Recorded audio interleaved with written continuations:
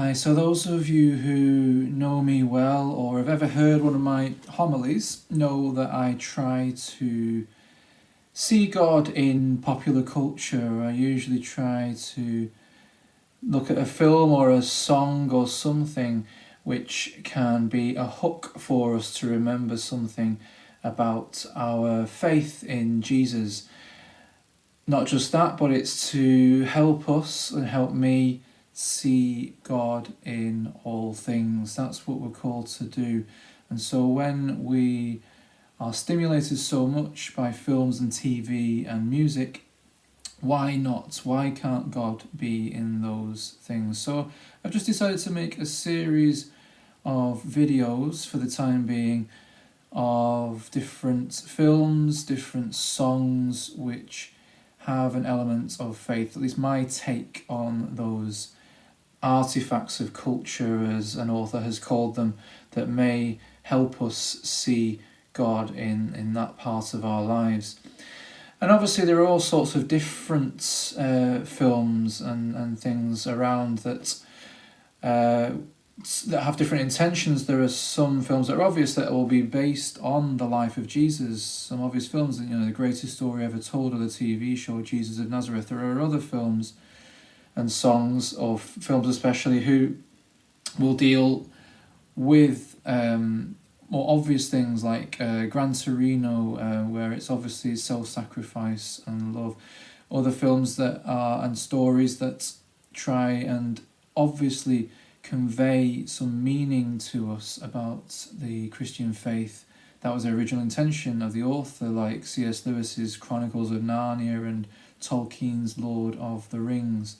But then there are lots more things, more songs and films and books where there may not have been any intention from the artist behind those things, but where we can see that God is there. After all, any artist who's trying to produce something good and beautiful will inevitably encounter God in their work at some point.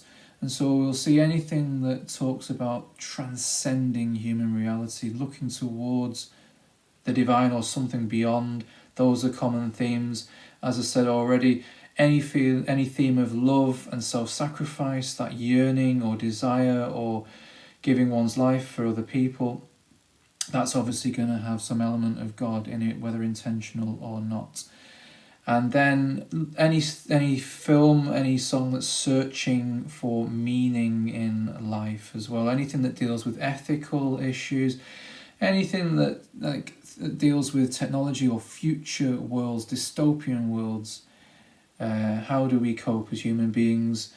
Any film that deals with human beings going beyond what they're created for, when human beings make themselves into little gods, and so on and so forth. There are so many other themes as well, but they're just things to look out for in the meantime while you're watching films, listening to music. Try and look out for God in those things. The eagle-eyed of those of you who are eagle-eyed at home will probably have noticed what I drink my tea out of. So that's a clue to the type of films that I may talk about. That mug there was a gift from the son of a friend in my previous parish, so it became obvious that I liked a certain genre of film. So in the next few weeks, what we'll be talking about are some films to begin with that are well known to people.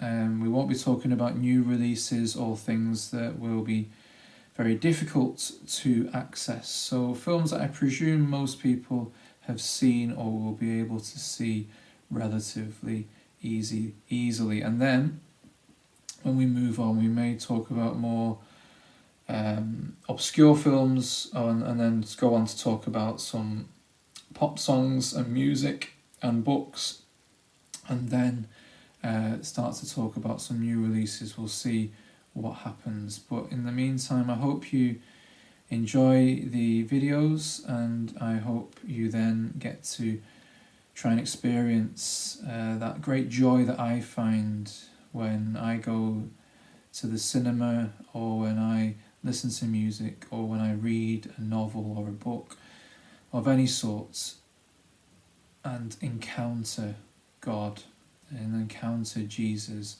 and encounter the Holy Spirit in those works of art.